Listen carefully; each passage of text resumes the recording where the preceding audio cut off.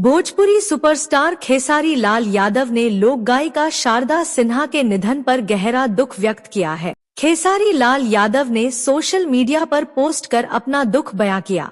Bhojpuri superstar ने Instagram पर लिखा कि स्वर के अद्भुत साधिका लोक गायिका शारदा सिन्हा जी के निधन के खबर से आंख नमा मन भारी बा। शारदा जी के आवाज आ सुर से बिहार के माटी के मिठास हर कोई महसूस कैलस। भगवान उहाँ के आत्मा के शांति आ परिवार के ई दुख सहन करे के हिम्मत देस। उहाँ खानी दोसर केहू ना हुई। दरअसल लोकप्रिय लोक गायिका और पद्म भूषण पुरस्कार से सम्मानित शारदा सिन्हा का 5 नवंबर 2024 मंगलवार की शाम कैंसर के कारण निधन हो गया। वह 72 वर्ष की थी।